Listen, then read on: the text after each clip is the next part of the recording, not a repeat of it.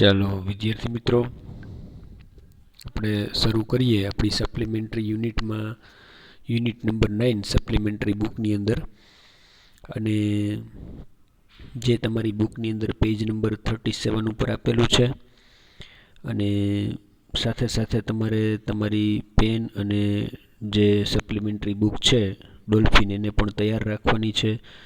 અને જે કંઈ તમે આજના વિડીયો લેક્ચરમાં સાંભળો છો એની અંદર સાથે સાથે તમારે ડિફિકલ્ટ મિનિંગ બુકમાં સાથોસાથ લખતું રહેવાનું છે. એ જ રીતે વર્ક થવું જોઈએ કે જે રીતે આપણે સ્કૂલની અંદર ક્લાસની અંદર બેસીને વર્ક કરતા હોઈએ છીએ. બરાબર?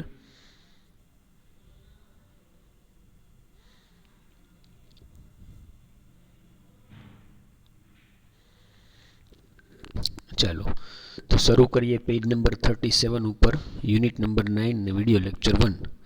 યુનિટનું નામ છે ધ અગલી ડકલિંગ. અગલી એટલે કે કદરૂપું, અને ડકલિંગનો મતલબ થાય બતકનું નાનકડું બેબી. ચાલો તો જોઈએ યુનિટની અંદર શું છે. It was a bright summer. સરસ મજાનો ઉનાળાનો દિવસ હતો. A mother duck was sitting on her eggs. એક માદા ડક છે, મતલબ કે માદા બતક છે, એ પોતાના ઈંડા ઉપર બેઠી હતી. શું કામ બેઠી હતી? ટુ હેચ ધેમ, એને સેવવા માટે. આપણે ખબર જ છે પક્ષીઓ ઈંડા મૂકી અને પછી એની ઉપર બેસે છે, જેથી કરીને ઈંડાને એક પ્રકારની હૂફ મળે છે. અને એ હૂફને કારણે અંદર છે બાળક ડેવલપ થાય છે. તો ઈંડાને સેવવા માટે એ માદા બતક છે ઈંડા ઉપર બેઠેલી હતી. After a few days the shells began to crack. થોડા દિવસ પછી એ જે ઈંડાનું જે સેલ છે, કવચ છે, એ ક્રેક એટલે કે તૂટવાનું શરૂ થયું. મિનિંગ ખાસ લખજો. હેચ એટલે સેવવું, સેલ એટલે કવચ, અને ક્રેક એટલે તૂટવું. એન્ડ આઉટ કેમ 5 લિટલ ડકલિંગ. અને એ 5 ઈંડા ઉપર બેઠેલી હતી, મતલબ કે એની અંદરથી એક ઈંડામાંથી એક આ રીતે 5 ડકલિંગ, મતલબ કે 5 બતકના બચ્ચા એને મળે છે. All the ducklings looked very pretty. અને બતકના બચ્ચા જ્યારે નાના છે ત્યારે ખૂબ જ સુંદર દેખાતા હોય છે. પ્રેટી મતલબ કે સુંદર, સમાનાર્થી શબ્દ થશે beautiful. But there was one large egg, the sixth one. હજી એની અંદર એક એગ હતું, એક ઈંડું બાકી હતું, અને એ કદમાં થોડુંક મોટું હતું, છઠ્ઠું જે ઈંડું હતું તે. Which was not hatched. હવે 5 ઈંડા છે એ સેવાઈ ગયા, 5 ઈંડાના કવચ તૂટી ગયા અને એમાંથી બચ્ચા બહાર આવી ગયા, પણ છઠ્ઠું જે ઈંડું હતું એ કદમાં મોટું હોવાને કારણે એ સેવાણું નહોતું. Its shell was harder. અને પાછું બીજા ઈંડા કરતાં એનું કવચ પણ થોડુંક હાર્ડ હતું, મતલબ કે સખત હતું. The mother duck sat on it for a few more days. એટલે માદા ડક હતી એ હવે એક ઈંડાને સેવવા માટે થઈ અને પાછી એની ઉપર બેસવાનું શરૂ કરે છે. What a shock. કેટલી આઘાતજનક ઘટના છે. She got when the last egg finally cracked. હવે આ એક આશ્ચર્યની વાત છે કે 5 ઈંડા છે એની અંદરના બચ્ચા છે એ સેવાઈ જાય છે ને બહાર આવી જાય છે, ને એક ઈંડું છે એ એટલો બધો સમય લગાડે છે. Finally cracked. હવે એ દિવસ આવી ગયો છે, એક દિવસ ઈંડું છે એની કવચ ક્રેક થાય છે અને એમાંથી બાળક છે એ બહાર આવે છે. The new born bird was very ugly. અને નવું જે પક્ષી ઈંડામાંથી બહાર આવ્યું છે એ ખૂબ જ અગલી હતું, મતલબ કે ખૂબ જ કદરૂપું હતું. And much bigger than the others. પાછું બીજા કરતાં કદમાં થોડુંક મોટું હતું. It can be my baby. It can not be my baby. Wonder the mother duck.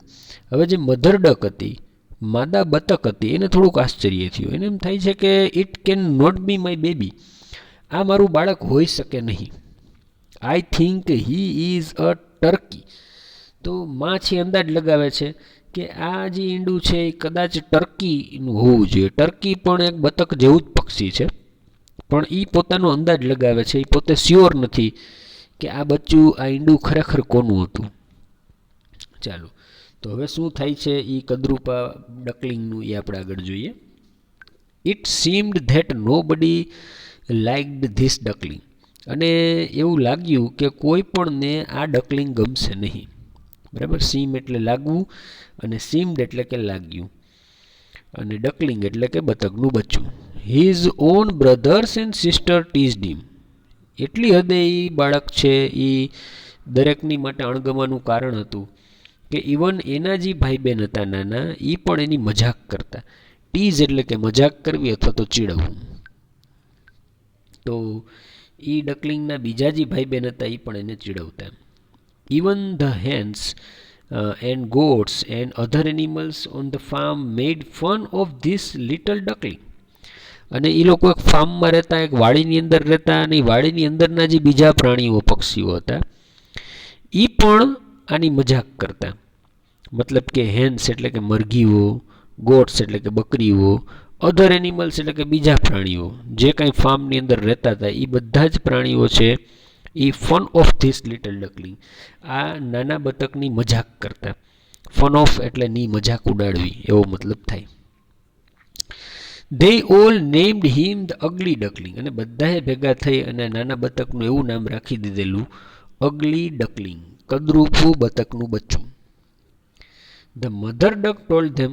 હવે માં છે એને તો એનું બાળક ગમે એવું હોય પણ એની તો ફેવરમાં રહીએ જ. એટલે માદા ડક છે એ બીજા બધા પ્રાણીઓની મજાક કરતા હોય છે તો એને કહે છે કે my little one may not be pretty like my other children. જો આ મારું નાનકડું બાળક છે એ મારા બીજા બાળકો જેટલું પ્રીટી એટલે કે બીજા બાળકો જેટલું સુંદર નથી, પરંતુ હી ઇઝ સિમ્પલ. આ એક સરળ સ્વભાવનું છે એન્ડ ગુડ નેચર્ડ, એનો સ્વભાવ સારો છે, સરળ છે. And he certainly the best swimmer of you all. અને તમારી જેમ એ પણ એક સારો સ્વિમર છે, મતલબ કે તરવાની અંદર એ હોશિયાર છે. સર્ટેનલીનો મતલબ થાય ચોક્કસપણે. ચાલો તો આજના આપણે આટલા યુનિટની અંદર એવું જોયું કે એક માદા બતક છે અને એ પોતે 6 ઈંડા સેવે છે, એમાંથી 5 ઈંડામાંથી જે ડકલિંગ એટલે કે બતકના બચ્ચા આવે છે ખૂબ સુંદર છે, અને છઠ્ઠું જે ઈંડું છે એ કદમાં મોટું છે અને જ્યારે એને સેવવામાં આવે છે ત્યારે અંદરથી જે ડકલિંગ બહાર આવે છે એ દેખાવમાં થોડુંક કદરૂપું લાગે છે. એને કારણે વાડીના ફાર્મના બીજા પશુ પક્ષી પ્રાણીઓ છે એ બધા જ આ કદરૂપા ડકલિંગની મતલબ કે અગલી ડકલિંગની મજાક ઉડાવે છે. અને હવે આ ડકલિંગ શું કરશે, એને આ લોકો સાથે રહેવાનું અનુકૂળ આવશે કે કેમ, અથવા તો એ બીજે ક્યાંક વયું જશે, આનું શું થશે, એ બધી જ બાબતો આપણે હવે પછીના વિડીયો લેક્ચરમાં જોશું.